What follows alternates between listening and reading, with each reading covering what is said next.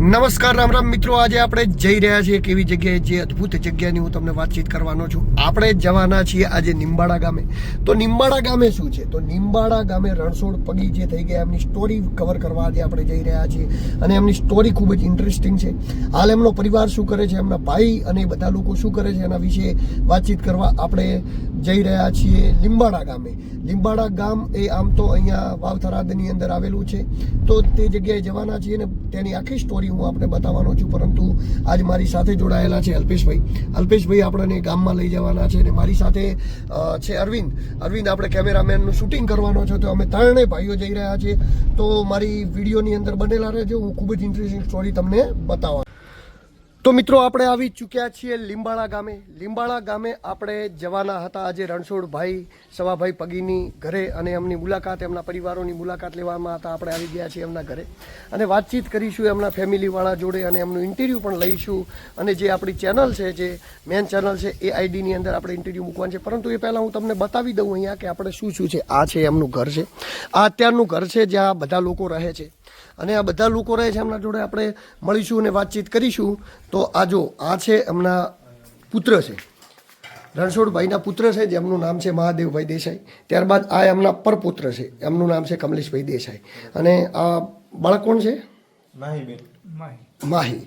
તો આ ત્રણ લોકો છે, એમના પરિવારનું ઘર છે. અને આ એમનું ઘર છે. ઘરની જગ્યાએ આપણે ઘણું બધું એમને જે સન્માનિત કરેલી વસ્તુઓ છે બતાવી. તો બનાસ રત્ન સન્માન પાત્ર, ત્યારબાદ આ જે જૂના જમાનામાં જે ફોજ અને લોકોને જે મદદ કરતા હતા એના ફોટોગ્રાફ છે.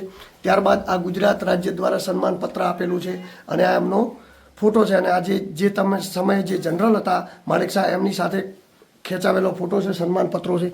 ત્યારબાદ વાતચીત કરીએ તો અહીંયા પણ બીજા ઘણા સન્માન પત્રો પડ્યા છે, ગુજરાત સરકાર દ્વારા આપેલા. ત્યારબાદ પાલનપુર બનાસકાંઠા દ્વારા આપેલા પણ સન્માન પત્રો છે. અને આ જે દેખાઈ રહ્યા છે મહાદેવભાઈ દેસાઈ છે. આ રણછોડભાઈના પુત્ર છે, જેમને ઘણી બધી મદદ કરેલી છે પોલીસને, અને એવું પણ એએસઆઈની જોબ કરતા હતા. ત્યારબાદ અને એ જે મહાદેવભાઈ છે અહીંયા બેઠા છે. આ એમના ફોટોગ્રાફ છે. આ એમની ફાઇલ પણ અહીંયા પડેલી છે, આ જોઈ શકો છો.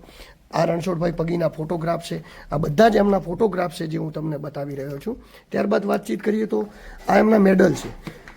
મેડલની અંદર જે આપણને બતાવવાનો છે, એની અંદર આ એમનું બેચ છે, જે બેચની અંદર રણછોડભાઈ સવાભાઈ રબારી પોલીસ તરફથી આપેલું હતું. ત્યારબાદ આ એમનો બેજ છે જે લગાવેલો હતો.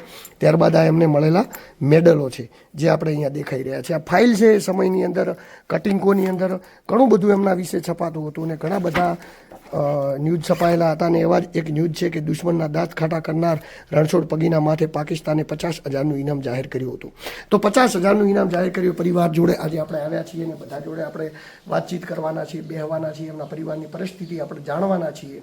પરંતુ એ પહેલાં એવું ક્યાં રહેતા એ પણ હું તમને બતાવી દઉં. અને જે એમનું આ લોકોનું ઇન્ટરવ્યૂ હું લેવાનો છું, એ ઇન્ટરવ્યૂ તમે મારી યુટ્યુબ ચેનલ ઉપર, જે મેન ચેનલ છે આપણે દિલુ ચૌધરી, એના ઉપર જઈને જોઈ શકો છો. આ આપણી બ્લોગની ચેનલ છે, એટલે જેમાં આપણે બતાવતા રહીશું કે આપણે કેવી કેવી જગ્યાએ જવાના છીએ. હવે આપણે અહીંથી ચાલીએ તો એ જગ્યાએ બતાવવાનું છે જ્યાં રણછોડભાઈ રહેતા હતા. આપણે લાઈવ છીએ, લાઈવ બનેલા છીએ, લાઈવ તમે પણ જોડાયેલા જ રહેજો.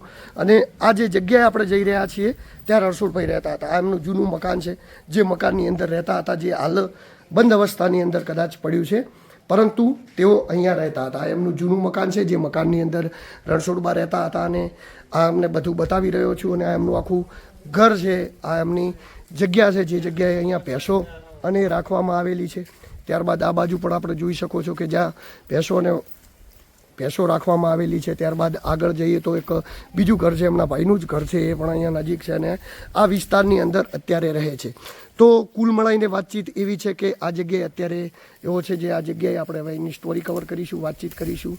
નમસ્કાર મિત્રો, આગળનું હું જે થાય છે બતાવતો રહીશ. અત્યારે લગભગ સમય થઈ ગયો છે બપોરના 2-2:30 વાગી ચૂક્યા છે. અને 2:30 વાગે આપણે એમના ઘરે આવ્યા છીએ, ને હવે એમનું ઇન્ટરવ્યૂ કરવાના છે. ત્યારબાદ અહીંયા ચા અને એના સાથેની બીજી ઘણી મહેફિલો માણીશું.